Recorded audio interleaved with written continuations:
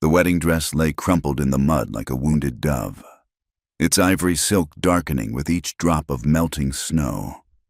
Eleanor Whitford pressed herself against the rough bark of a pine tree, her breath coming in ragged gasps that sent white plumes into the bitter December air. Behind her, the lights of Copper Ridge flickered through the storm, and she could still hear the church bells that had been meant to celebrate her union with Samuel Harrington.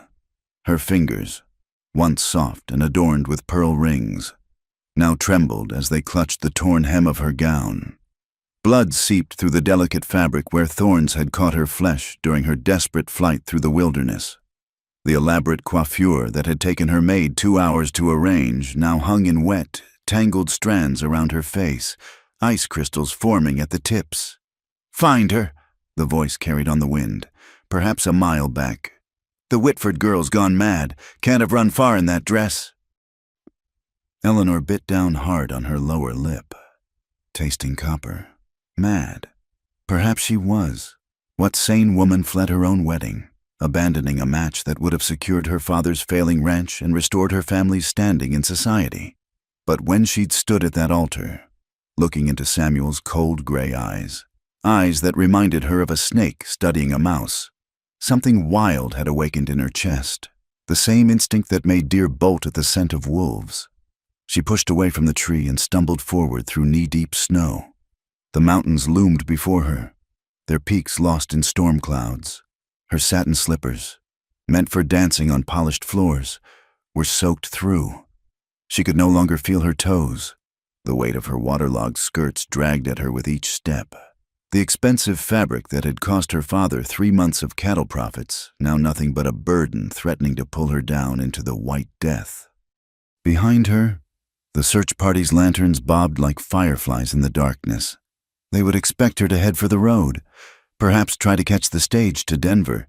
They wouldn't think to look in the wild country beyond Thompson's Ridge, where even seasoned trappers feared to venture in winter, where the Apache had once made their camps before the army drove them deeper into the territories. Eleanor's teeth chattered as she pressed on, using a broken branch as a walking stick. How quickly she'd fallen from grace. This morning, she'd been Miss Eleanor Whitford, daughter of Joshua Whitford, one of the founding families of Copper Ridge. Her mother's china had graced the governor's table. Her needlework had won prizes at the county fair.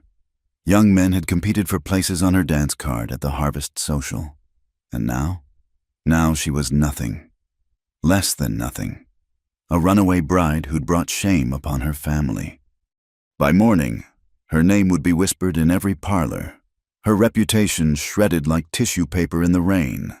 The good women of Copper Ridge would clutch their tongues and shake their heads, using her as a cautionary tale for their own daughters. The men would make cruder assessments in the saloons and smoking rooms. A sob caught in her throat as she stumbled over a hidden root and fell hard into the snow. The cold hit her like a slap, stealing what little breath remained in her lungs. She lay there for a moment, watching the snow fall through the pine boughs above. How easy it would be to simply close her eyes and let the white silence take her. At least then she'd be remembered with some sympathy. Poor Eleanor Whitford, who lost her way in the storm. Better that than Eleanor Whitford, the woman who'd lost her mind and fled her own wedding like a common strumpet. But something stubborn in her refused to yield. The same force that had driven her from the church drove her now to her hands and knees, then to her feet. She'd rather die free in the wilderness than live caged in a marriage to a man whose touch made her skin crawl, whose whispered promises during their courtship had gradually revealed themselves as threats. The trees began to thin, and through the driving snow, she glimpsed the dark bulk of a structure. Hope flared in her chest. A cabin, perhaps some trapper's shelter where she could rest until the storm passed. As she drew closer, she realized it was a barn. Its roof partially collapsed on one side, the walls weathered silver gray by decades of sun and storm. Abandoned, by the look of it. No smoke rose from any chimney. No light showed through the gaps in the boards. Eleanor stumbled to the door, which hung askew on rusted hinges. The effort of pushing it open nearly sent her to her knees again. Inside, the air was thick with the musty scent of old hay and something else. Leather, perhaps. and the faint memory of horses. Moonlight filtered through holes in the roof, revealing empty stalls and a hayloft that sagged dangerously in the middle. She made her way to the far corner, where moldy hay had been piled against the wall. It wasn't much, but it was dry, and more importantly, it was hidden from anyone who might glance through the door. Eleanor collapsed into the hay, pulling what she could over herself like a blanket. The wedding dress, once her mother's pride, now served as nothing more than wet rags clinging to her shaking form. Tears came then, hot against her frozen cheeks. Not tears of regret for what she'd done. She'd face hell itself before returning to Samuel Harrington. But tears for what she'd lost? Her father would never forgive her. The ranch would likely be forfeit by spring. Her younger sisters would bear the weight of her scandal, their own prospects dimmed by association, and her mother's memory, which she'd tried so hard to honor by being the proper lady she'd been raised to be, felt betrayed by this wild flight into the night. The barn creaked around her, old wood protesting against the storm's assault. Snow found its way through the gaps, settling on her hair and the ruins of her dress. Eleanor pulled the hay closer, but it provided little warmth. Her fingers had turned a dangerous blue-white. She tried to rub feeling back into them, but her movements were clumsy, uncoordinated. The cold was seeping into her bones now, a drowsiness that she recognized as dangerous. Still, what choice did she have? She couldn't go back, wouldn't go back. Let them think her dead in the storm. Let Samuel find another bride to control and demean. Let her father make what peace he could with their creditors. She'd rather be a ghost haunting this forgotten barn than a living woman trapped in a marriage that would kill her soul as surely as this cold might kill her body. The wind howled through the broken slats, sounding almost like voices. Eleanor closed her eyes, trying to imagine warmth. Her mother's kitchen on baking day, the sun on the hayfields in August, the quilts on her bed that she'd never sleep under again. Her breathing slowed, each exhale taking more effort than the last. Somewhere in the darkness beyond the barn, a coyote howled, long and mournful. Or perhaps it was the wind playing tricks. Everything was becoming confused now, memory and present blending like watercolors in the rain. She thought she heard her mother singing the lullaby from her childhood. Thought she felt gentle hands tucking blankets around her. But no, there was only hay and cold and the smell of ancient leather and dust. Eleanor Whitford, who'd once danced in Denver's finest ballrooms, who'd read poetry to the Ladies' Aid Society, who'd been courted by lawyers and ranchers' sons, curled deeper into her nest of moldy hay. The barn that would be her shelter, or her tomb, creaked its lonely song around her as the storm raged on, erasing her footprints, erasing her past, leaving only the present moment of cold and exhaustion and the fierce, stubborn flame of a spirit that refused to be owned, even if it meant dying free. The storm had passed by dawn, leaving the world wrapped in pristine white silence. Tahunai moved through the snow like a shadow, his massive frame barely disturbing the drifts despite his size. At 6.5 feet, with shoulders broad enough to fill most doorways, he cut an imposing figure against the pale morning sky. The cavalry had called him Giant Apache during the wars, though the name held more fear than accuracy. He was tall for his people, yes, but it was his presence that truly made men step aside. 20 winters had passed since he'd last worn war paint, but the scars remained. They mapped across his body like dried riverbeds. The saber cut along his jaw from the massacre at Skeleton Canyon, the bullet wounds peppering his left shoulder from the siege at Adobe Wells, the burn marks on his forearms from when they'd tried to smoke his band out of the caves. Each mark told a story he no longer wished to remember. He'd chosen this abandoned ranch precisely because it was forgotten, tucked into a valley that most maps didn't bother to mark. The main house had burned years ago, whether from lightning or human malice. He neither knew nor cared, but the barn remained, and it suited his needs. A place to stable his horses, store his furs, and avoid the eyes of townsfolk who still saw him as something between man and monster. The weight of the deer carcass across his shoulders barely registered as he approached the barn. He'd been tracking the buck for 2 days through the high country, finally bringing it down with a single arrow at dawn. Clean kill. Respectful. The old ways his grandfather had taught him before the world changed, before the blue coats came with their talking papers and promises that turned to ash. Tahunai shouldered open the barn door, expecting the familiar musty darkness. What he found instead made him freeze in the doorway, every muscle coiled like a rattlesnake preparing to strike. A woman. No, a girl, barely past 20 summers, curled in the far corner like a broken bird. Her dress, once white as the snow outside, was now gray with dirt and stiff with ice. Golden hair spilled across the hay like spun sunlight, though tangled and matted with debris. Her skin held the bluish pallor of deep cold, and for a moment he thought he'd stumbled upon a corpse. Then she breathed, a shallow, rattling sound that echoed in the barn's silence. Tahunai remained perfectly still, his mind racing through possibilities. White woman in a wedding dress, hidden in his barn. Runaway bride, most likely. The kind of scandal that brought posses and angry fathers and righteous townsmen looking for someone to blame. The kind of trouble that ended with Apache men swinging from cottonwood trees while crowds cheered.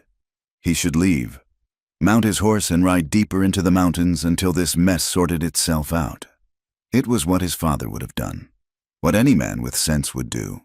White women meant white man's justice, and he'd seen enough of that to last several lifetimes. But something held him there, perhaps the way she'd curled into herself, making herself small as if she could disappear into the hay. He knew that posture, had seen it in the faces of his people when the soldiers came to force them onto reservations, the body language of someone who'd rather die free than live caged. Slowly, careful not to make sudden movements, Tahunai lowered the deer carcass to the ground. The girl stirred at the sound, eyelids fluttering, blue eyes, glazed with cold and exhaustion, struggled to focus on him. He watched the progression of emotions across her face, confusion, fear, and then something else, resignation, perhaps, or relief that whatever came next would at least be different from what she'd fled. She tried to speak, but only a hoarse whisper emerged. Her lips, he noticed, had taken on a dangerous purple tinge, frostbite setting in. If she'd spent the whole night here in those wet clothes, it was a miracle she still breathed. Tahunai moved then, crossing to the old tack box where he kept supplies. His movements were deliberate, visible, the way he'd approach a spooked horse. He pulled out a strip of dried venison, a leather water flask, and an old army blanket he'd traded for last winter. When he turned back, the girl had pushed herself up against the wall, watching him with those fever-bright eyes. He stopped just outside her reach and crouched, making himself smaller, less threatening, though there was only so much a man of his size could do in that regard. Without a word, he set the jerky on the ground between them, followed by the water flask. The blanket he held out, not moving closer, waiting for her to decide. The silence stretched between them like a taut bowstring. Outside, a crow called, harsh against the morning quiet. The girl's eyes darted from his face to the offered items, calculating risks and chances. He could see the war in her expression, pride against necessity, fear against the deeper terror of freezing to death. Finally, necessity won. Her hand, white as bone and shaking like autumn leaves, reached for the blanket. Their fingers didn't touch, but he felt the cold radiating from her skin. Bad, very bad. He'd seen men lose fingers and toes to less. She pulled the blanket around herself with movements made clumsy by cold, then reached for the water. The flask shook so badly she could barely get it to her lips. When she finally managed a sip, she coughed, the sound raw and painful. "Thank you," she whispered, the words barely audible. Tahunai nodded once, then rose and moved to the barn's center, where an old iron brazier sat rusted but functional. He'd cached firewood here months ago, thinking ahead to winter hunts. Now he built a fire with practiced efficiency, coaxing flames from kindling and feeding them until heat began to push back the barn's chill. He was aware of the girl watching him, her gaze following his movements with a mixture of wariness and wonder. Most white women looked at him and saw only the savage from their penny dreadfuls, the painted warrior come to steal them away. This one looked at him and seemed to see just a man building a fire. When the flames were crackling steadily, he stepped back, giving her clear access to the warmth. She didn't move at first, still pressed against the wall as if it might swallow her. Then, inch by painful inch, she crawled toward the heat, dragging the blanket with her. The wedding dress, he noticed, left a trail of ice crystals in the hay. She huddled by the brazier, holding her hands toward the flames. In the firelight, he could see her more clearly. Quality breeding, as the horse traders would say. Fine bones, good teeth, the kind of hands that had never known hard labor until last night. The dress, even ruined, spoke of money. This wasn't some farmer's daughter or saloon girl. This was someone whose disappearance would be noticed, searched for, demanded back. "You running from the law?" His voice, unused for days, came out rougher than intended. She flinched but met his eyes. From a wedding. From a man who... She trailed off, then lifted her chin with a flash of the pride that must have carried her this far. "I'm not going back." Tahunai studied her for a long moment, reading the truth in the set of her jaw, the steel beneath the society polish. He'd seen that look before, in warriors facing impossible odds.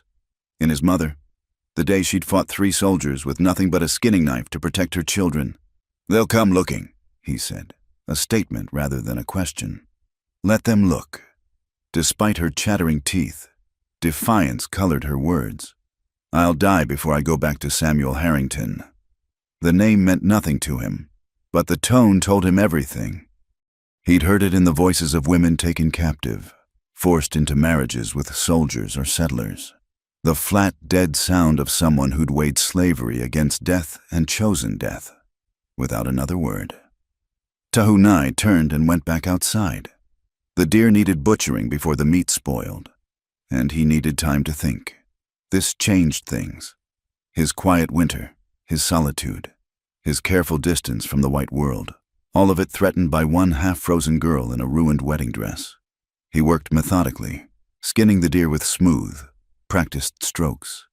The familiar ritual calmed his mind. Let him weigh options. He could still leave, tell her to warm herself, eat what she needed, then be gone when he returned. It would be the smart choice, the safe choice. But as he separated meat from bone, he kept seeing those blue eyes, bright with fever and determination. Kept hearing that tone in her voice, not the entitled demand of a white woman used to being served, but the quiet desperation of someone with nowhere left to run. When he returned to the barn with strips of fresh venison, she was asleep by the fire, curled tight despite the warmth. The blanket had slipped, revealing the full extent of her condition. The dress was more ice than fabric. Her feet, barely visible beneath the ruined hem, were swollen and discolored. Without care, she'd lose toes for certain. Maybe more. Tahunai set the meat aside and knelt beside her. She didn't wake when he carefully examined her hands and feet, checking the extent of the damage. Bad, but not past saving if treated now. He'd seen worse in the winter camps. Learned from his grandmother how to coax life back into frozen flesh. He made his decision then, against every instinct that had kept him alive this long. Not from pity or softness, but from something he couldn't name. Maybe it was the way she'd said she'd rather die than go back. Maybe it was the memory of his sister, who'd made the same choice when the soldiers came for her. Or maybe he was just tired of running from other people's ghosts. When Eleanor woke hours later, she found herself wrapped in thick buffalo robes, her frozen dress replaced by a soft doe-skin shift.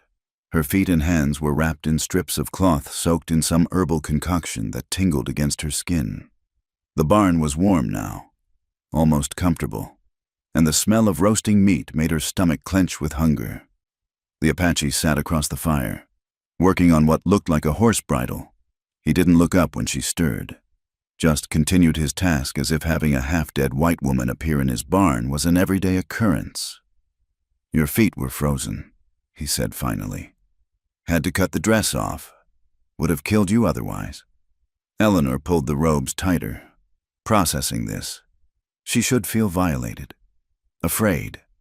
Instead, she felt only a strange calm. This man had seen her at her lowest and chosen to help rather than harm or abandon. After a lifetime surrounded by people who smiled while calculating her value, the simple pragmatism was almost refreshing. "What's your name?" she asked.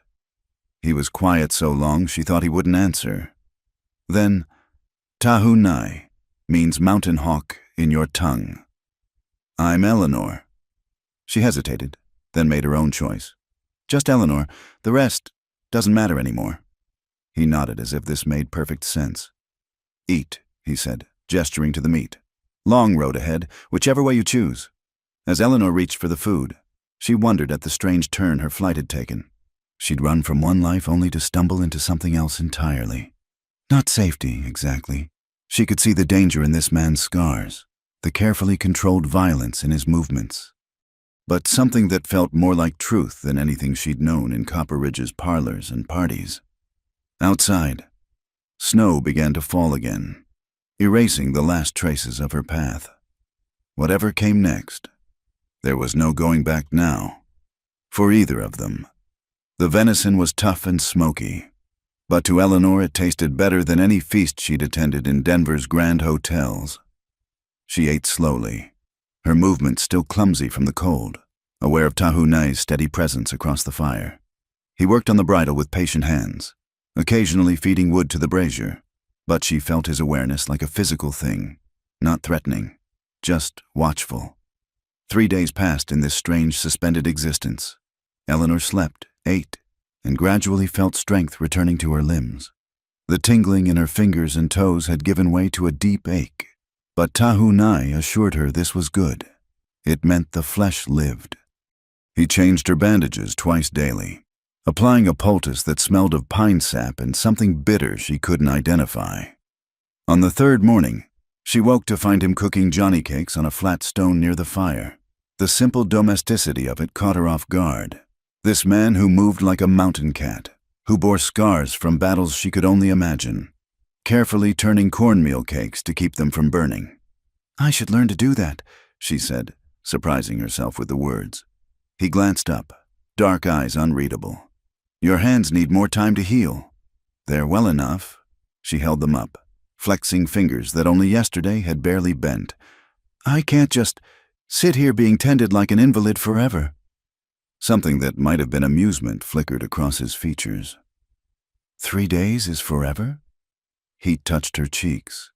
In her world, her former world, 3 days of improper proximity to any man would have been social death. But those rules seemed as distant now as the moon. "I meant, I should be useful, if I'm to stay." She trailed off, suddenly uncertain. They hadn't discussed what came next, this arrangement existing in a careful now, without future or past. Tahu Nai considered her for a long moment, then gestured to the saddlebags near the wall. "There's grain for the horses. Think you can manage that?" It was a test, she realized, not of her worthiness, but of her willingness. Eleanor pushed aside the buffalo robes and stood carefully. The doeskin shift fell to her knees, soft and practical. Her feet, still wrapped but functional, carried her to the bags. The grain was heavier than expected, but she managed to fill the bucket and make her way to where 2 horses stood in the intact stalls, a spotted pony tough as winter itself, and a bay gelding with intelligent eyes. The horses whickered softly as she approached. Eleanor had ridden since childhood, but always side saddle, always with grooms to handle the actual care. Now she watched how the animals' ears pricked forward, how they shifted to make room at the feeding trough. Carefully, she poured the grain, jumping only slightly when the bay lipped at her wrapped fingers. "He's checking if you have apples," Tahu Nai said from behind her. She hadn't heard him move. The man was unnaturally quiet for someone so large. "Trader spoiled him with treats last summer." "What are their names?" "The pony's called Smoke. The bay never got a name, just Horse." Eleanor stroked the bay's neck, feeling the warm life beneath winter coat. "That seems lonely. Everything should have a proper name." "What would you call him then?" She studied the animal, the star on his forehead, the gentle eyes, the way he stood patient despite his clear wish for apples. Steadfast, she said finally. He has that look about him. Tahu-Nai made a sound that might have been approval. Steadfast. He tested the word, his accent giving it different music. Better than horse, I suppose. They fell into a routine after that, careful as dancers learning new steps. Eleanor fed the horses each morning, her movements growing more confident as her strength returned. Tahu-Nai taught her to bank the fire properly, to melt snow for water without dousing the flames, to tell from the wind's sound whether more storms approached. He spoke little, but each word carried weight. She learned he'd been 16 when the wars started, 38 when they ended, 22 years of fighting, then 20 years of this, existing on the edges. Neither fully in the white world nor able to return to a homeland that no longer existed as he'd known it. "Why stay here?" she asked one evening as they shared a meal of rabbit stew. "Why not go to the reservation?" His jaw tightened almost imperceptibly. Reservations are where spirits go to die, penned like cattle, waiting for government beef that comes rotten if it comes at all, fed promises as empty as winter gourds. He stared into the fire. Better to be alone and free than surrounded and caged. Eleanor understood that. Hadn't she chosen the same? The barn's confines felt broader than any ballroom because she'd chosen to be here. As her body healed, they developed an unspoken language. When his shoulders carried extra tension, she knew memories plagued him, battles or losses he never named. When she grew too quiet, staring at nothing, he'd set some small task before her, mending harness, grinding corn, anything to anchor her to the present instead of the life she'd fled. One morning she woke to find a bundle beside her bedroll. Inside was clothing, a simple calico dress, worn but clean, and a heavy wool shawl. Her throat tightened at the practicality of it, the unspoken acceptance it represented. "Where did these come from?" she asked when he returned from checking trap lines. "Trading post, other side of the mountain, told Garrett my cousin needed women's things." His expression remained neutral, but she caught something in his voice. Not quite embarrassment, but awareness of the impropriety. Can't wear doe-skin forever. Draw wrong kind of attention. She fingered the calico, imagining him in the trading post, gruffly negotiating for women's clothing. The image should have been comical. Instead, it moved her in ways she couldn't articulate. That night, she shared more of her own story. Not the scandal of her flight, that seemed irrelevant now, but older truths. Her mother's death when she was 12, her father's retreat into business and brandy. The slow realization that she was not a daughter but an asset, to be invested wisely for maximum return. "Samuel Harrington owns the largest freight company in the territory," she said, watching flames dance in the brazier. "The marriage would have saved Father's ranch, secured my sister's futures. Everyone told me how fortunate I was, how grateful I should be. Grateful to be sold?" The blunt word stripped away euphemism, leaving truth bare as bone. Yes, though they'd never call it that. They had prettier words: duty, honor, family obligation. She laughed, bitter as alkali water. "But you're right. Sale is what it was. And I couldn't. When he put the ring on my finger at the rehearsal, I felt like I was drowning, like all the air had left the world." Tahu-Nai added wood to the fire, his movements deliberate. When he spoke, his voice carried the weight of old pain. "My sister felt the same. When they told her she had to marry the Indian agent's son, civilize the savage, they said, show her people the benefits of cooperation." His hands stilled. She walked into the river instead. Middle of winter. Ice took her quick. Eleanor's breath caught. She'd known, somehow, that he understood her flight in ways the good people of Copper Ridge never could. But this, "I'm sorry." He shrugged, but she saw the tension in his shoulders. "Long time ago, but I remember her face when they told her. Same look you had when you spoke of your Samuel." He met her eyes across the fire. "Some cages kill slow, others kill quick. Dead is dead either way." They sat in companionable silence after that, each lost in memory, yet somehow not alone in it. Outside, wind rattled the barn walls, but inside felt almost like sanctuary. Not comfortable, exactly. The ground was hard. The air still carried winter's bite, and danger lurked past the walls, but real in a way her old life had never been. "I should go to the trading post tomorrow," Eleanor said eventually. "These bandages need replacing, and we're low on cornmeal." Tahunai's expression darkened. "Too soon. Your face is known. Your disappearance too fresh. Wait for spring thaw. Let them think you dead in the storm. And until then, I can't hide here forever, living on your charity. No charity in surviving winter together. Come spring, we see what choices remain."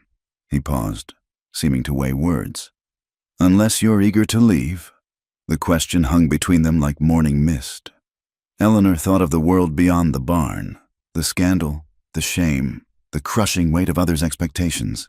Then she looked at her hands, no longer soft but capable, at this man who asked nothing but what she freely gave, who saw her not as the Whitford heir but simply as Eleanor.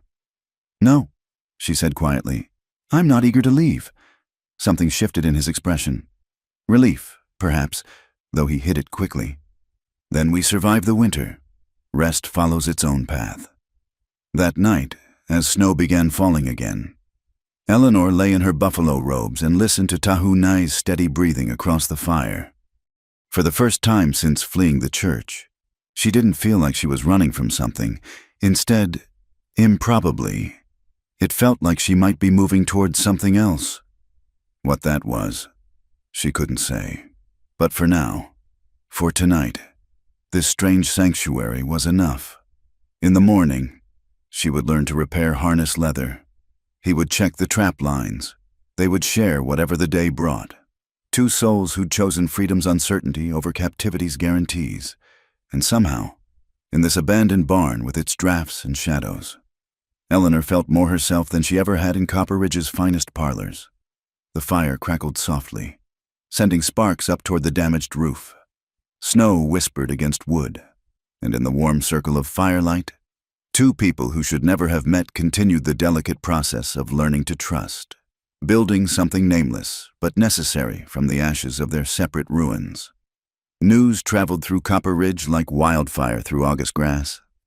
By the second week after Eleanor's disappearance, there wasn't a soul in town who hadn't heard some version of the story. In the Mercantile, Mrs. Henderson held court near the pickle barrels, her voice dropping to a theatrical whisper as she shared the latest gossip with anyone who'd listen. "They found scraps of her wedding dress near Devil's Creek," she announced, clutching her shawl with practiced drama. "Torn to ribbons, they say, blood on the silk. That poor, poor girl. What demons must have possessed her to run into such a storm?" Behind the counter, Jacob Morrison continued measuring out flour, but his ears tracked every word. His wife would want the details when he got home. "Heard tell Harrington's offering $1,000 for information," he ventured. "Dead or alive?" "Alive, he says." "Mrs. Henderson corrected, savoring her position as information broker. Though Lord knows what state she'd be in after 2 weeks in this weather. If the cold didn't take her, the wolves would have. At the saloon, the story took on different colors. Men nursed whiskeys and spun theories that grew wilder with each round. "Always thought the Whitford girl was too high-strung," declared Thomas Brennan. "The blacksmith. All that education, reading books, putting on airs, fills a woman's head with notions." "Notions nothing," countered Ed Paulson, whose ranch neighbored the Whitfords. "Girl had spine. Saw her put down a lame horse once. Steady as any man. If she ran, she had reason." "Careful with that talk," warned another voice from the shadows. Samuel Harrington's men had been making rounds, and speaking ill of their boss carried consequences. Man's grieving his lost bride. Show some respect. But respect was thin on the ground when it came to scandal this juicy. In the respectable parlors, ladies gathered for tea and dissected Eleanor's fall from grace with surgical precision. "I always said she was too particular." "Mrs." Abernathy proclaimed, her china cup clicking against its saucer. "Refused 3 perfectly suitable offers before Harrington. Pride goeth before a fall, as Scripture says." Her poor father, sighed another. The shame of it. And those young sisters. Who'll marry them now? The family's ruined, absolutely ruined. Yet not everyone joined the chorus of condemnation. In the parsonage, Reverend Miller's wife sat quiet during the ladies' gathering, remembering a conversation she'd had with Eleanor just days before the wedding. The girl's eyes had held such desperate fear. Though she'd spoken only of wedding preparations and weather, Mary Miller had daughters of her own. She knew the look of a trapped creature when she saw one. The story grew stranger when Jed Hawkins rode in from his trap lines with the news that set tongues wagging faster. Saw smoke from the old Garrett place, he reported at the general store. That barn that's been empty since the fire. Someone's using it. Drifter, probably, Morrison suggested. This cold brings out all sorts looking for shelter. Maybe. Hawkins spat tobacco juice into the brass spittoon. But I also saw that Apache, the big one, trading at Garrett's post week back, buying women's things. The store went silent. Everyone knew about the Apache who lived alone in the high country. Tahu Nai, though most just called him the Giant, kept to himself, caused no trouble. But his very existence made folks nervous. The wars might be over, but memories ran long and bitter. You saying what I think you're saying? Brennan asked slowly. Hawkins shrugged. I'm saying what I saw. Man who never bought nothing but ammunition and salt suddenly needs calico and hair ribbons. You draw your own conclusions. By evening, the separate threads of gossip had woven into a single narrative that spread through Copper Ridge like fever. Eleanor Whitford hadn't died in the storm. She'd been taken by the Apache. Or worse, she'd gone willingly, finally showing her true colors as a woman of loose morals and unnatural desires. In the Harrington mansion on the hill, Samuel stood at his study window, watching the town lights flicker below. His man, Cole Watson, waited respectfully near the door. The men are ready to ride at first light. Mr. Harrington, if she's at that barn like Hawkins says, she'll be brought back. Samuel's voice was smooth as oil on water. One way or another, this embarrassment ends. A man of my position cannot be made a fool of by some hysterical girl. And the Apache? Samuel turned from the window, lamplight throwing harsh shadows across his angular face. Indians who touch white women hang. The law's clear on that. Besides, it'll give the town something to feel righteous about. Nothing brings folks together like a good hanging. Watson shifted uncomfortably. He'd ridden with Harrington long enough to know the man's appetites and cruelties. Part of him hoped they'd find the girl already dead. Cleaner that way. But he kept such thoughts to himself, nodding instead. I'll have the boys ready. Across town, Joshua Whitford sat in his study, a half-empty bottle of brandy at his elbow. The ranch books lay open before him, columns of red ink documenting his failures. Without the Harrington marriage, foreclosure loomed by spring. His daughters, Eleanor's sisters, sat by the fire, their needlework forgotten in their laps. Papa, ventured 16-year-old Margaret. What if Eleanor had good reason to run? What if Mr. Harrington— Silence. The word cracked like a whip. Your sister has destroyed this family with her selfishness. Whatever happens now, she's brought on herself. But his hand trembled as he reached for the bottle, and Margaret saw what her father tried to hide, not just anger, but guilt. He'd known what kind of man Samuel Harrington was. They all had, and he'd tried to sell Eleanor to him anyway. In the kitchen, the Whitfords' housekeeper, Rosa, packed a basket with preserves and dried beef.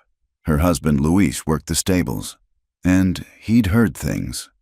Tomorrow, men would ride out looking for Eleanor. If they found her with the Apache, there'd be blood. Rosa had worked for the Whitfords since Eleanor was 10, had dried the girl's tears when her mother died, had watched her grow into a woman too spirited for her own good. What are you doing? Luis asked from the doorway. Nothing, Rosa replied, covering the basket. But later, when the house slept, she'd slip out to where her nephew waited with a fast horse. The boy knew the mountains, knew where the Apache traded. If warnings could be sent, maybe tragedy could be avoided. It was a slim hope, but better than none. The saloon stayed open late. men's voices growing louder as whiskey flowed. They spoke of honor and justice, of protecting white womanhood, of teaching savages their place. Old grudges against the Apache surfaced like corpses in spring thaw. By the time the bar closed, half the town's men had volunteered to join Harrington's hunt. Only a few voices urged caution. Doc Stevens, who'd brought Eleanor into the world and tended her through childhood fevers, sat in his office writing in his journal. He'd seen what men did in the name of righteousness, had patched up the aftermath of mob justice. The thought of that bright, fierce girl ending as another casualty of men's pride made his hands shake as he wrote. Sheriff Patterson cleaned his rifle by lamplight, torn between duty and conscience. The law was clear about abduction, about Indians and white women, but he'd also seen Eleanor's face at the engagement party, seen how she'd flinched when Harrington touched her arm. The law said nothing about women forced into marriages that killed their souls by degrees. In the church, Reverend Miller knelt in prayer, seeking guidance that wouldn't come. His wife had told him about Eleanor's fear, about bruises glimpsed beneath lace sleeves, but speaking against a man like Harrington carried its own dangers. The collection plate had been thin lately, and Harrington was a generous donor when pleased. As midnight approached, the town settled into uneasy sleep, but plans were being laid, weapons cleaned, horses readied. Come dawn, the hunt would begin, in parlors and saloons, over fences and shop counters. The story of Eleanor Whitford had taken on a life of its own. No longer a woman who'd chosen freedom over captivity. She'd become a symbol of feminine weakness to some, moral decay to others, righteous vengeance to most. The truth, that two damaged souls had found unexpected shelter in each other, would have no place in the narrative being written by anger and assumption.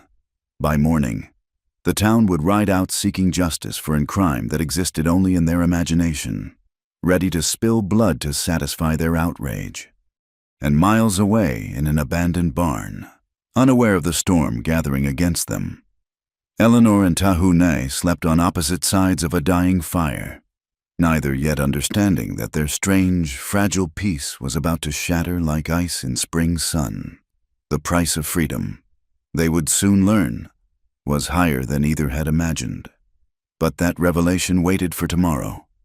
Tonight, the whispers and plans and righteous fury remained just words in the dark, while snow continued to fall, covering tracks and secrets alike with its merciful white silence.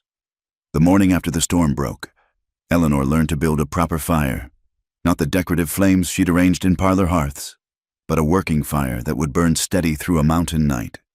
Tahunai showed her how to stack the wood for airflow, how to bank coals for the morning, how to read smoke patterns for weather signs. Too much smoke, someone sees, he explained, demonstrating with practiced economy. Too little, you freeze, balance in all things. She watched his scarred hands work, noticed how he moved with unconscious grace despite his size. Everything he did served a purpose. No motion wasted. It was so different from the elaborate performances of her old life, the careful placement of teacups, the rehearsed gestures of courtship, the endless rituals that filled days without meaning. Like this? She arranged kindling as he'd shown, proud when it caught on the first try. He nodded, and she treasured that small approval more than all the empty compliments she'd received at society gatherings. Here, praise had to be earned. As days shortened toward winter's depth, they developed rhythms of survival. Mornings meant tending horses, checking trap lines, gathering wood. Afternoons brought repairs, harness that needed mending, tools that required sharpening, the endless maintenance that kept wilderness life functional. Evenings were for preparing food, planning the next day, and increasingly, for conversation that moved beyond the careful boundaries they'd initially set. You know how to read? Tahunai asked one evening, watching her scratch marks in the dirt with a stick, unconscious habit from a lifetime of education. Yes, Mother insisted on proper schooling, said a woman's mind shouldn't be wasted just because society preferred it empty. She smiled at the memory. Father thought it foolish, but Mother usually got her way. My grandmother could read, he said unexpectedly. Learned from missionaries before I was born. Said words on paper were another kind of power, one they couldn't take with guns. Eleanor looked up, surprised. She'd assumed, but no, that was another prejudice from her old world, thinking education belonged only to her kind. Did she teach you? Some. Enough to read treaties that stole our land, understand papers that lied. His voice carried old bitterness.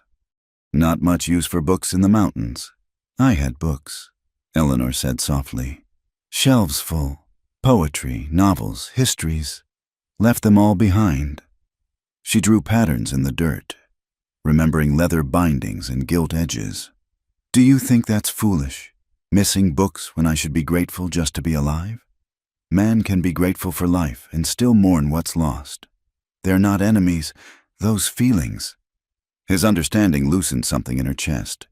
In Copper Ridge, emotions were things to be managed, controlled, displayed only in acceptable ways. Here, she could feel the full weight of her losses without shame. They began sharing skills with purpose. Eleanor taught him letters he'd forgotten, writing with charcoal on barn boards. He showed her how to set snares, dress game, read weather in cloud formations and wind shifts. She learned the different tracks of deer and elk, fox and rabbit. He practiced writing until his cramped letters smoothed into flowing script. Why learn now? She asked one day, watching him labor over simple sentences. He was quiet long enough that she thought he wouldn't answer. Then, world's changing. Papers and words matter more each year. Can't fight what you can't read. The practicality of it struck her. While she'd learned for accomplishment, he learned for survival. Yet another way her privileges had shielded her from harsh truths. One afternoon, as she struggled to repair a torn bridle, leather tools clumsy in her hands, frustration boiled over. I can't do this. My fingers are too soft, too useless. I can embroider flowers on silk but can't fix a simple strap. Flowers on silk won't help here. Tahunai agreed calmly. But hands that can do fine work can learn rough work, just different kinds of knowing. He moved behind her, his hands covering hers, guiding the awl through tough leather. His presence was warm, solid, and Eleanor found herself hyper-aware of each point of contact. When had she stopped flinching from his nearness? When had proximity become comfort instead of threat? There, he said, stepping back as the stitch held. See? Not so different. But something had shifted in that moment of closeness. They were more careful around each other afterward, granting extra distance, eyes not quite meeting. The barn that had felt spacious now seemed to shrink, every accidental brush of hands or bodies carrying weight it hadn't before.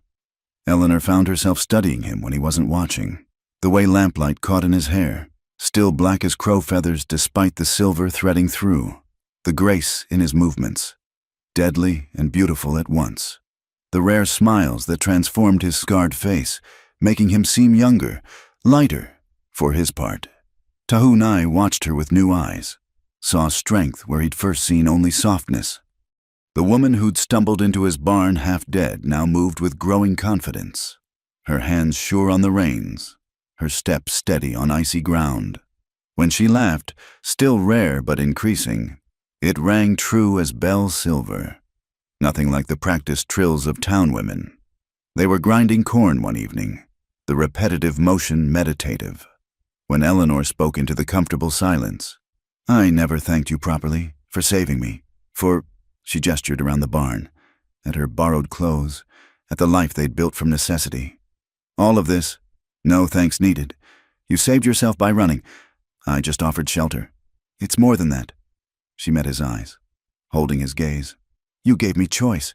Do you know how rare that is? All my life, people decided for me what to wear, how to speak, who to marry. You could have sent me back, collected Harrington's reward, could have used me as men use women they find helpless. Instead, you gave me space to choose. Something fierce flickered in his expression. No reward worth sending someone back to slavery and using force. That's the white man's way, not mine. Not all white men, she said quietly. But enough. Too many. They returned to grinding corn, but the air between them hummed with unspoken understanding. That night, when they settled on opposite sides of the fire.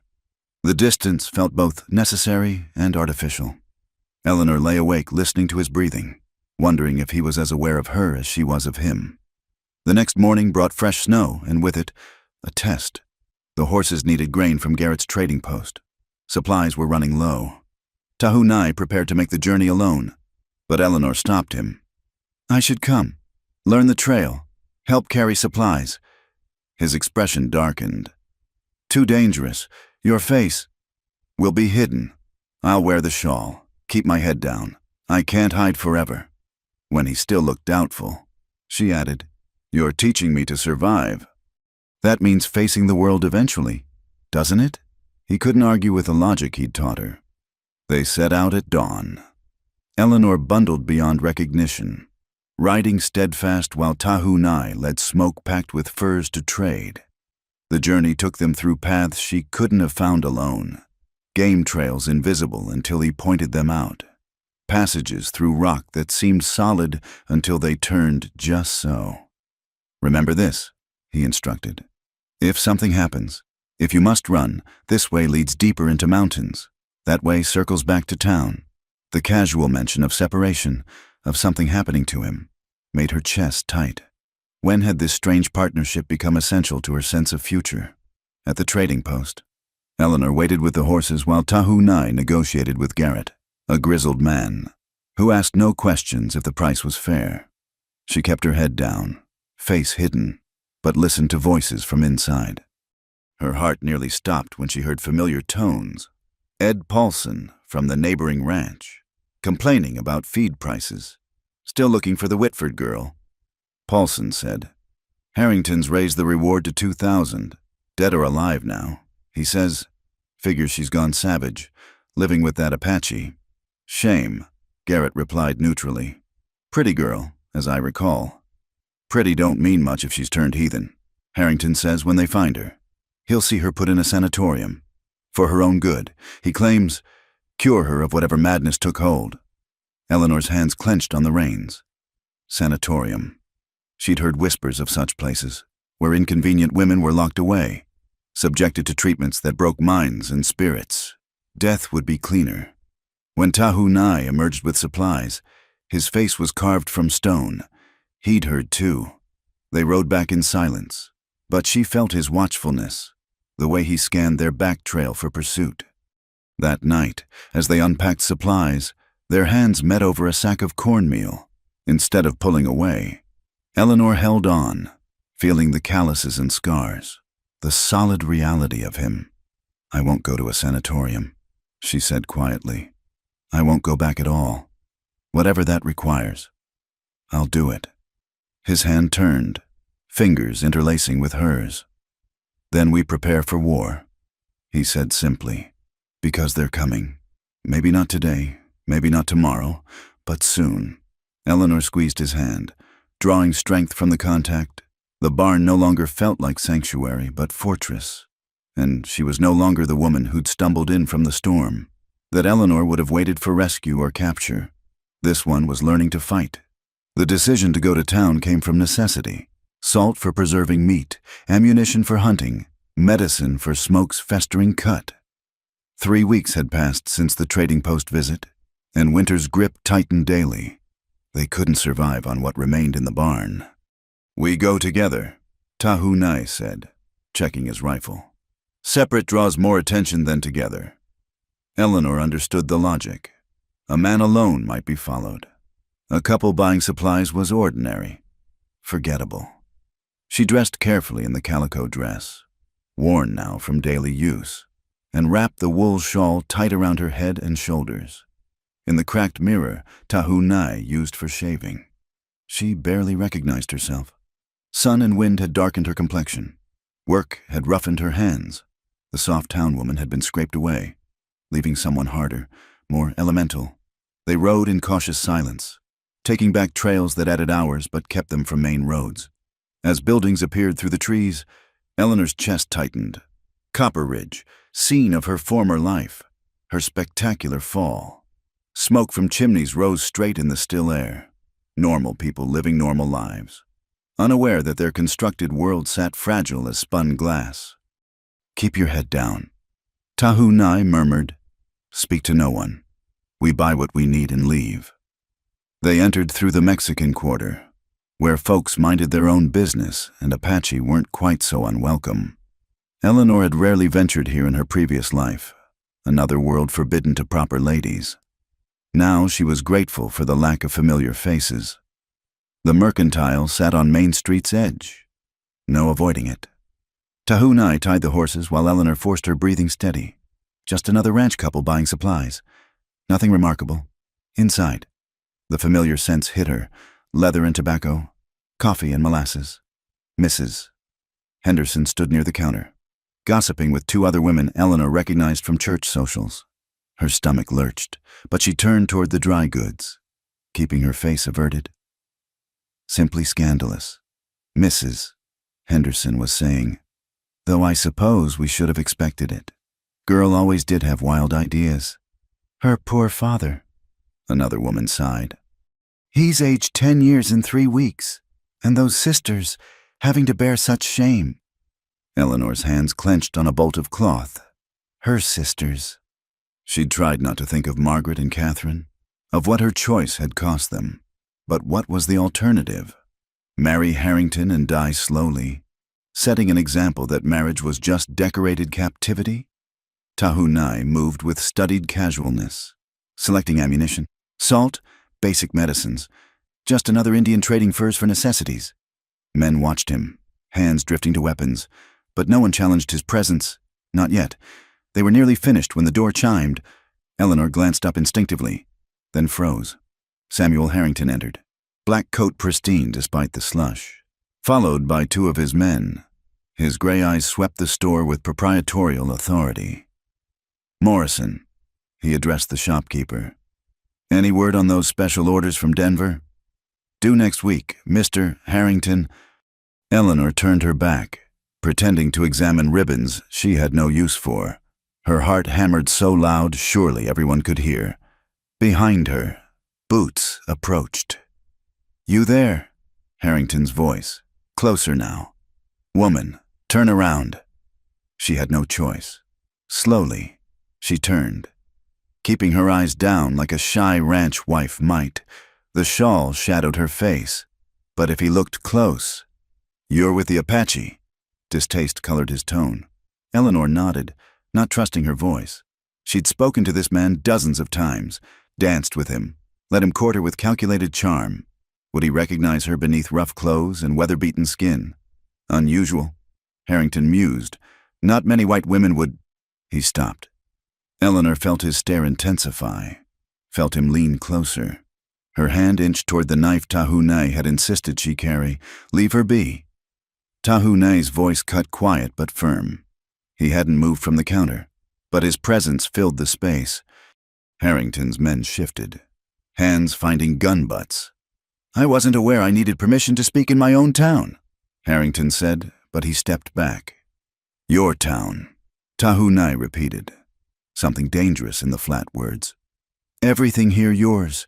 Then, the challenge hung between them. Eleanor recognized the test. Would Harrington claim her too? Mark her as property, even without recognition? "Some things," Harrington said slowly, "belong where God intended. Others stray, lose their way. Man's duty to set them right." "Man's duty," Tahu Nai said, "is knowing what's his to fix and what's not." Morrison cleared his throat. "That'll be $8.40 for your goods." The moment broke. Tahu Nai paid without taking his eyes off Harrington. Eleanor gathered their purchases. Movements, careful, controlled. As they turned to leave, Harrington spoke again. "Funny thing about strays. They usually get found, one way or another. Outside." Eleanor's legs shook. They loaded supplies in silence, mounted in silence, rode from town in silence. Only when buildings disappeared behind trees did Tahu Nai speak. He knew. Yes, her voice came out strangled. His eyes when he leaned close. He knew. Why didn't he? "Because taking me there would be ordinary, public. Samuel Harrington doesn't do anything ordinary." She thought of those gray snake eyes, the calculation in them. He'll come for me his way. Make it dramatic. Make it hurt. They pushed the horses harder than safe on icy trails, behind every tree. Eleanor imagined pursuit. Each crack of branch made her flinch, but they reached the barn without incident, though neither believed this meant safety. "We need to leave," she said as they unsaddled the horses. "Go deeper into the mountains, farther from town. Running makes us prey." Tahunai's jaw set stubborn. "This is my place. Fought for it, bled for it. Won't be driven off by men like him." "Then what do we do?" He was quiet, checking Smoke's wound, applying the new medicine.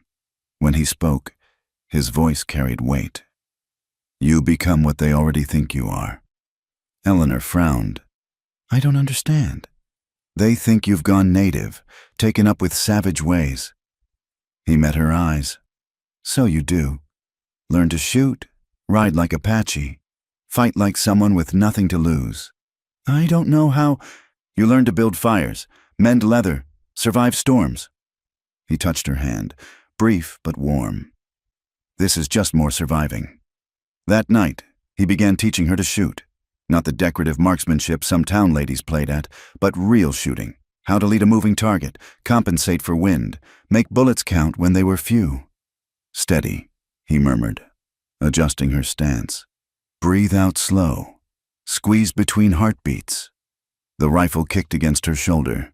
The tin can stayed untouched. Again. Hours of practice, until her shoulder ached and her ears rang. But the last can spun off its perch, and Tahunai's approval warmed her more than the fire. Days blended together, shooting practice, knife work, riding exercises that left her sore but stronger. He taught her to move quiet through snow, to use terrain for advantage, to think like hunter, not hunted. She learned his language in fragments, words for danger, direction, weapons. He learned she was stronger than her breeding suggested, fierce when cornered, between lessons. Quieter skills passed between them. She taught him to read newspapers Garrett sometimes had, parsing words that revealed how the world beyond mountains shifted. He showed her beadwork his grandmother had done, patterns that told stories without words. Their evenings grew comfortable as old marriages, silences speaking louder than conversation. One night, as she practiced loading the rifle by feel, he watched from across the fire. "Why aren't you afraid?" She considered the question. "I am afraid, every moment. But fear tastes different now. Before, I feared losing things. Reputation, comfort, approval. Now I fear losing this?" She gestured between them, at their strange, shared life. "That fear makes me strong instead of weak." He added wood to the fire, sparks rising toward the damaged roof. "My people have a word. Nahukos means the star that doesn't walk, the constant one, when all others wheel through sky." "Polaris," she said softly. "The North Star." "Yes, you're like that now. Fixed point, no matter how the world spins crazy." He paused, seeming to weigh words. "For me, anyway." The admission hung between them like morning mist. Eleanor set the rifle aside, moved around the fire to sit beside him, not touching, but close enough to share warmth. "When they come," she said quietly, "what happens after? We survive or we don't. And if we survive," he turned to look at her, firelight dancing in dark eyes, "then we decide if surviving is enough." She understood. This between them, friendship, partnership, something unnamed but essential, existed in a space outside normal life. If they lived through Harrington's coming storm, would it continue? Could it? "I won't go back," she said, words fierce as vows. "Whatever happens, I won't be Eleanor Whitford again. She's dead, buried in that barn the night you found me." "Then who are you?" She thought of the woman she'd become, rough hands that could shoot and mend, eyes that read weather and danger, heart that chose freedom over safety. "I don't know yet, but I'm choosing her, whoever she is." His hand found hers, calloused fingers gentle. Good choice. They sat watching flames die to embers. hands linked, preparing for war while stealing what peace they could. Tomorrow would bring what it brought. Tonight, they had this shared warmth, mutual understanding, the knowledge that whatever came, neither would face it alone. In the distance, wolves howled at the moon. But here in their small circle of light, two souls who'd found each other across impossible divides held tight to what they'd built, ready to defend it with everything they'd learned about surviving, about fighting, about the fierce necessity of choosing your own path, no matter who tried to drag you back to theirs. They came at dawn, when the world balanced between night and day. Eleanor woke to Smoke's warning whinny, followed by Tahunai's hand on her shoulder, his touch urgent but calm. "They're here," he said simply. Through cracks in the barn wall, she counted 8 riders approaching through morning mist. Harrington led them, sitting his black stallion like a general surveying conquered territory. Cole Watson rode beside him, rifle across his saddle.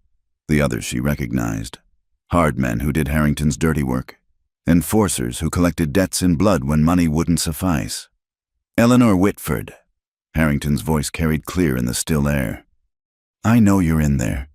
Come out now, and this ends peacefully. Make us come in, and I cannot guarantee your savage's safety." Eleanor checked the rifle Tahunai had given her, hands steady despite the fear coursing through her veins. They'd prepared for this, drilled scenarios, planned responses, but reality hit different. The smell of gun oil, the taste of danger sharp as copper. "Stay low," Tahunai murmured, moving to a position by the window. "Make them come to us. Barn sturdy, gives us advantage." "I'm done being patient. Eleanor," Harrington called. "You've embarrassed me, cost me reputation and respect, but I'm willing to forgive. Come back where you belong. Submit to proper treatment, and all is forgotten." "Treatment," Eleanor spat, anger overriding fear. "He means the sanatorium, means locking me away until I'm broken enough to suit him. Then he'll be disappointed." Tahunai's voice carried grim humor. "You don't break, you just get sharper." Through the gap, she saw Harrington gesture to his men. They dismounted, spreading out to encircle the barn. Watson approached the main door while others took positions at windows, corners, anywhere that offered angle of attack. "Last chance." Harrington remained mounted, keeping clean of whatever violence followed. Always others to bloody their hands for him. "Come out, or we come in shooting. Your choice affects whether the Apache hangs or just gets shot, resisting arrest." Eleanor rose then, ignoring Tahunai's warning hiss. "You want to talk, Samuel? Then talk to me, not about me like I'm property to be collected." "Eleanor." His voice shifted, taking on the smooth tone she remembered from courtship. "You're ill, dear, this delusion, running away, taking up with this creature. It's not your fault. The wedding stress, your mother's death, it's affected your mind. But there are places that can help. Doctors who specialize in female hysteria. The only hysteria I suffered was thinking I could marry you." Her voice rang clear, stronger than she felt. "I've seen what you do to things you own. Samuel, seen the bruises on your horses, the fear in your servants' eyes. I won't be another possession you break for sport." "You ungrateful." He caught himself, mask slipping before sliding back into place. "You see, this wild talk proves you need help. No sane woman chooses this degradation over a respectable marriage. Then I choose insanity." The words hung in the morning air like a challenge. Behind her, she heard Tahunai's quiet chuckle, appreciating her defiance even as danger pressed close. "So be it." Harrington's voice went cold as winter stone. "Watson, bring her out. Kill the savage if he resists. Actually, kill him anyway. Can't have him spreading lies about what happens here." The attack came from multiple directions. Watson kicked the door while others smashed windows, trying to create confusion, crossfire, chaos. But Tahunai had fought cavalry charges, survived ambushes where dozens died. This was just another battle, smaller but no less fierce. His first shot took Watson in the shoulder, spinning him back from the doorway. Eleanor fired through a window. not sure if she hit anything but making them duck. Buying seconds. The barn erupted in gunfire, splinters flying as bullets chewed through old wood. "Kitchen door!" Tahunai shouted, already moving. Two men burst through the back entrance. Tahunai met them with controlled violence, using the rifle butt like a war club. One went down immediately. The other managed a wild shot before an Apache knife found his gun arm, sending the weapon flying. Eleanor turned to cover him and found herself face to face with a man climbing through the window. No time to think, only react. The rifle bucked in her hands. The man tumbled backward with a scream, clutching his leg. "Good shot," Tahunai said, then grabbed her arm. "Move!" They fell back to the prepared position. Hay bales stacked for cover. Ammunition laid out. Clear sight lines to all entrances. The initial assault had failed, leaving attackers wounded and wary, but they still had numbers, and Harrington wouldn't accept defeat. "Burn them out," Harrington's command carried sharp. "Cole, get the kerosene." Eleanor's heart sank. Fire, the old weapon, always effective against defensive positions. She smelled smoke almost immediately, saw flames licking at the barn's far wall where someone had splashed fuel. "We have to get out," she said. "Yes." Tahunai's face was calm as carved stone, but not how they expect. He'd shown her the escape route weeks ago. Loose boards in the loft floor, dropped to the old root cellar, tunnel that led to the creek bed, prepared for this moment when flight became necessity. They climbed fast as smoke thickened. Below, men shouted, arguing about who should enter the burning barn to ensure their quarry didn't escape. The loose boards came up easy, revealing darkness below. Tahunai dropped first, catching Eleanor as she followed. The tunnel was tight, dirt walls pressing close. She crawled behind him, rifle dragging, smoke seeping through cracks above. Behind them, the barn began to roar as fire took hold, consuming their winter shelter, their carefully built sanctuary. They emerged in the creek bed 50 yards from the burning building. Dawn light showed chaos, men running, horses spooked by fire, Harrington shouting orders. In the confusion, two figures crawling from the creek drew no immediate notice. "The horses?" Eleanor whispered. Tahunai nodded toward a stand of pines where Smoke and Steadfast waited, saddled and packed. Another preparation for this moment. They'd known the barn couldn't be defended forever. They almost made it. Were actually mounting when one of Harrington's men spotted them, shouting alarm. Rifles swung their direction. Tahunai kicked Smoke into motion while Eleanor struggled with Steadfast, the gelding dancing nervous from the fire smell. A bullet cracked past her ear. Another tugged at her skirt.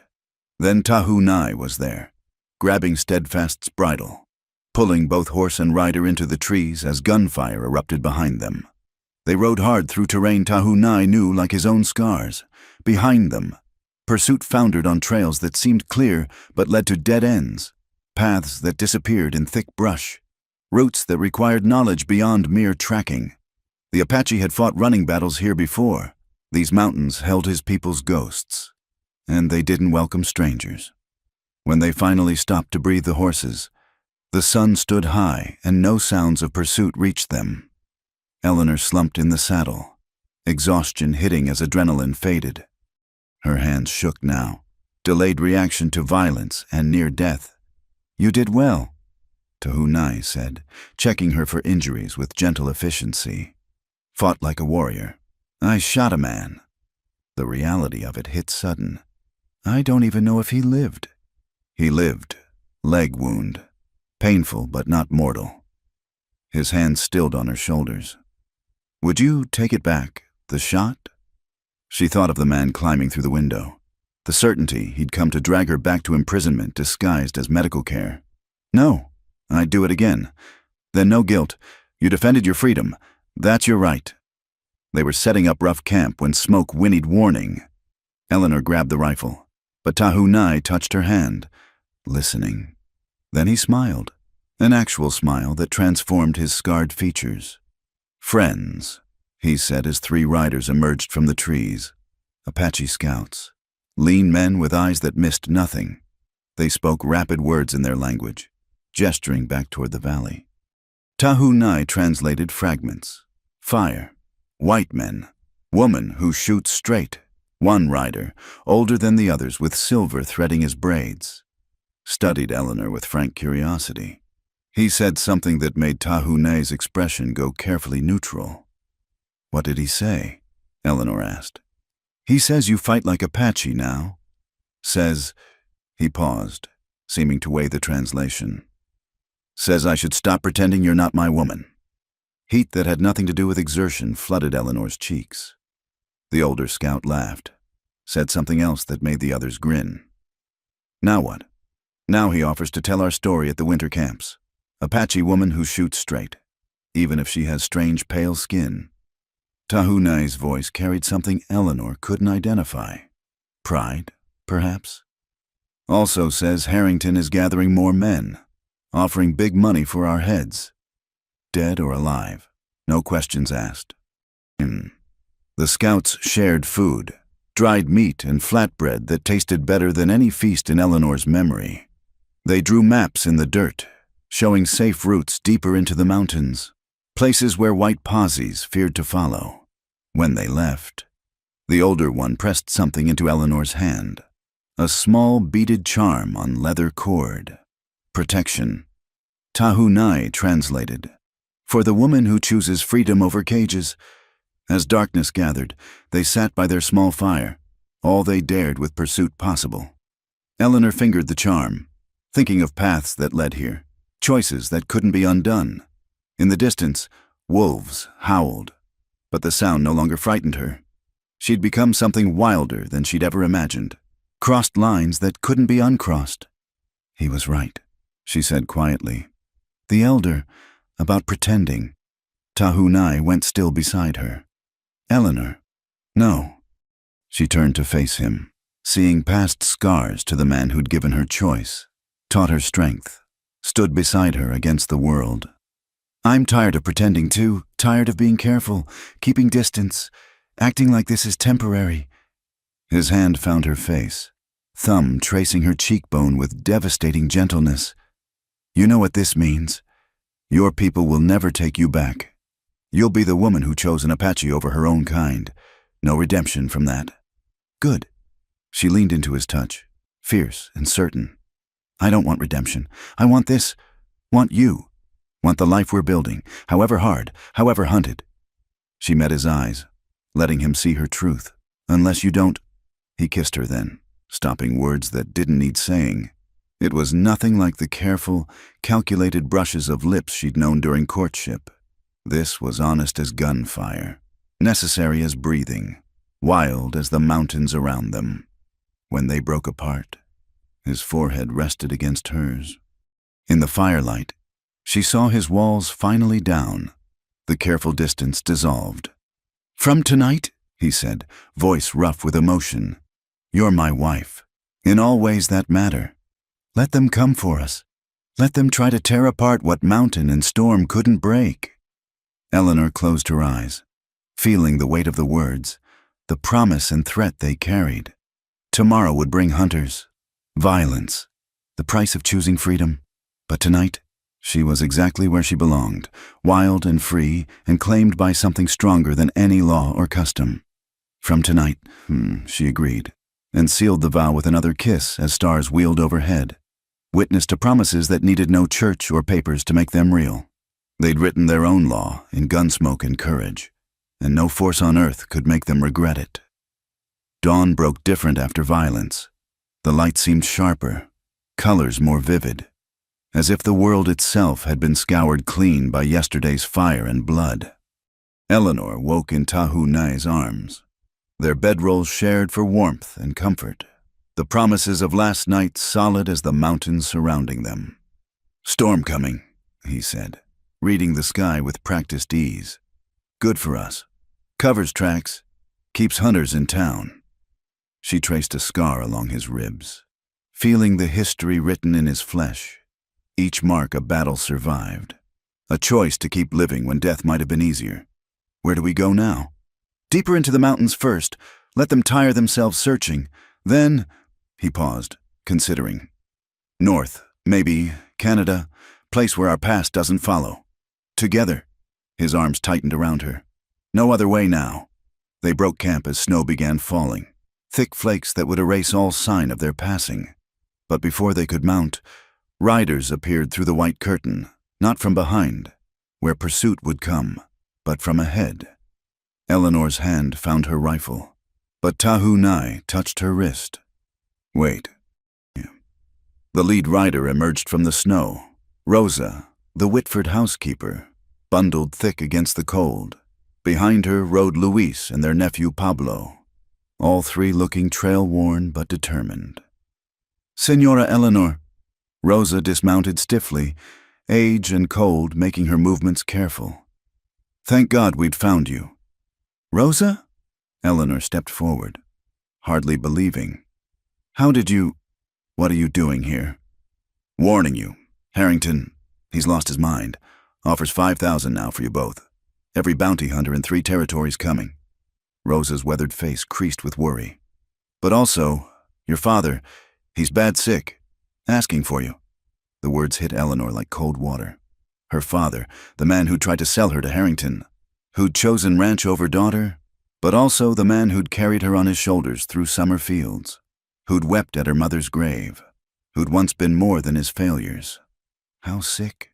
She asked quietly. Doctor says days. Maybe less. The shame. The stress.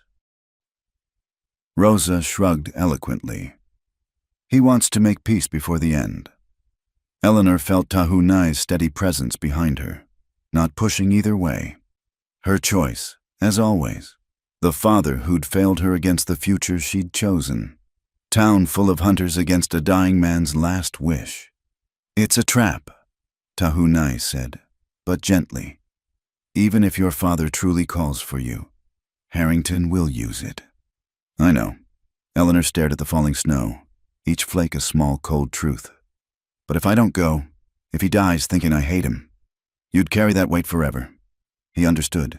Family bonds, even broken ones, pulled with terrible strength. Luis spoke up. There is a way. The house has back entrance through the old servant quarters. We could get you in, out, quick, never near the main roads. And Harrington's men, watching the front, the main approaches, they don't think you'd dare come back. Pablo, young and eager, leaned forward. I know paths they don't, deer trails, creek beds. Could have you there and gone like ghosts. Eleanor looked at Tahunai. I have to try. He nodded once. Then we go together, but careful. First sign of trap. We run. They left the horses hidden, approaching on foot through the storm. The Whitford ranch looked smaller than Eleanor remembered, worn by weather and neglect. Through windows, she saw Margaret and Catherine, her sisters moving like shadows through rooms that had once rung with laughter. The servant entrance stood unguarded as promised.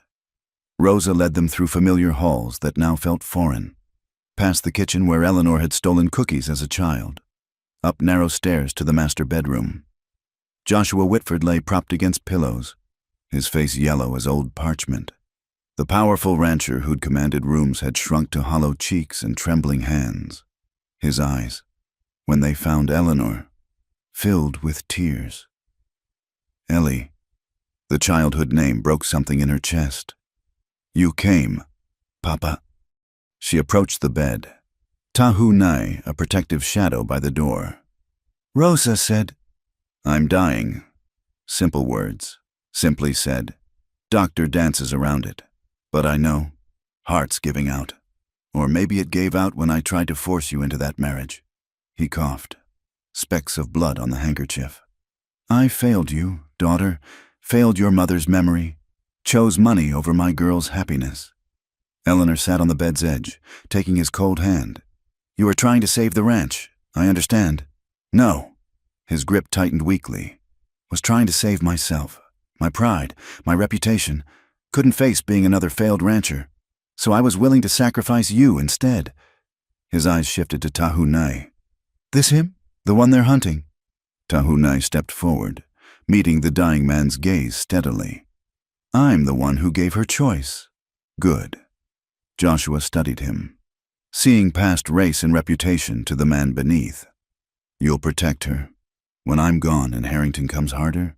With my life. Papa, Eleanor interrupted. Call off the hunt. Tell them it was your wish I leave, that you release me from any obligation. Already done. He gestured weakly to papers on the nightstand. Wrote it all out. You were kidnapped against your will, held prisoner. Any actions you took were under duress. Legally clears you, makes Harrington's vendetta personal instead of lawful. Eleanor read the document, a dying man's attempt to shield his daughter, to undo damage already done. It might help or might mean nothing, but the gesture itself mattered. Your sisters, Joshua continued, breathing labored. I've arranged for them to go to your aunt in San Francisco. Away from here. Away from the shame. They'll have chances I nearly stole from you. Through the window, Eleanor saw riders approaching through the snow. Her body tensed, but they passed, heading for town. Time was running short. I forgive you, she told her father, meaning it. But I won't come back. Won't be Eleanor Whitford again. I know. He touched her face with shaking fingers. Your mother would be proud. You got her spine, her wildness. I tried to break it, make you small enough for this small town. Thank God I failed. His eyes closed, breath rattling. Eleanor kissed his forehead, salt tears mixing with goodbye. When she stood, Tahunai's hand found hers, anchoring her. They slipped out as quietly as they'd come. But in the kitchen, Margaret waited, 16 years old, their mother's eyes in a face marked by recent grief. Eleanor, not accusations, just recognition. You look different, stronger. I am different. Eleanor gripped her sister's hands. I'm sorry for what my leaving cost you. Don't be. Margaret glanced at Tahunai, curiosity replacing fear. You chose love over duty. When my time comes, I'll remember that's possible. They embraced quickly, fiercely. Then Rosa was hustling them out, into the storm that had intensified, covering escape. At the property edge, they parted ways, the servants back to the dying man, the fugitives toward their hidden horses. Thank you, Eleanor told Rosa, for the warning, for everything. The old woman pressed a cloth bundle into Eleanor's hands. Food for the road. And this, a small leather purse, heavy with coin. Your mother's jewelry. Sold what I could. It's yours by right. Before Eleanor could protest, Rosa was gone, vanishing into the white like a benevolent ghost. They found the horses where they'd left them, mounted and rode hard for the deep mountains. Behind them, the ranch disappeared. That life closed like a book ending. They made camp that night in a cave Tahunai knew, sheltered from storm and searchers. Eleanor sat staring at the fire, processing the day's weight. Her father would die soon. Maybe already had. Her sisters would build new lives far from Copper Ridge. And she was free, truly free, with papers to prove it, though she doubted Harrington would care about legalities. Regrets? Tahunai asked, settling beside her. No. She leaned into his warmth. Sadness, yes, but not regret. He released me in the end. That's more than I expected. And now, she pulled out Rosa's purse, counted the contents. Enough for supplies, maybe horses, a start somewhere new. Now we live, north like you said, or west to California, or anywhere that'll have us. I can work, cook, sew, teach children letters.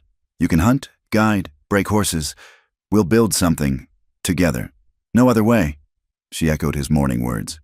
He kissed her then, deep and certain. When they broke apart, snow had stopped falling. Through the cave mouth, stars emerged between racing clouds. Eleanor touched the scar along his jaw, the mark of old violence, and thought how scars could be beautiful when they marked survival instead of surrender. Tell me about your grandmother, she said. The one who could read. Tell me the stories she told you. So he did, voice weaving tales of time before soldiers, when his people moved with the seasons and the world was wider than reservations. Eleanor listened, adding her own stories, her mother's laughter, Margaret's curiosity, moments of light that punctuated darkness. They talked until dawn, planning futures that seemed impossible but weren't, not for people who'd already chosen the impossible and lived. When the sun rose, it illuminated two faces marked by hardship but not defeated by it. They'd fought for this moment, bled for it, and now they'd live it fully. Mounting up, they turned the horses north, somewhere. Harrington raged and plotted. Somewhere, bounty hunters studied maps and calculated odds. But here, now, Eleanor and Tahunai rode toward whatever came next, no longer running from but moving toward. The mountains accepted them as they accepted all wild things, without judgment, without pity, with room for those strong enough to survive.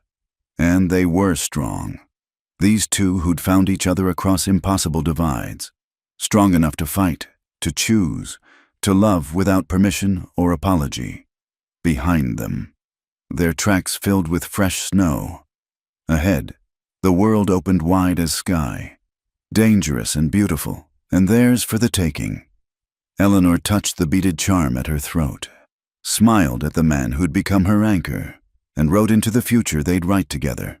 One choice, one day, one fierce free moment at a time. The mountains echoed with possibilities, and they claimed them all. Thank you for listening to this Wild West love story.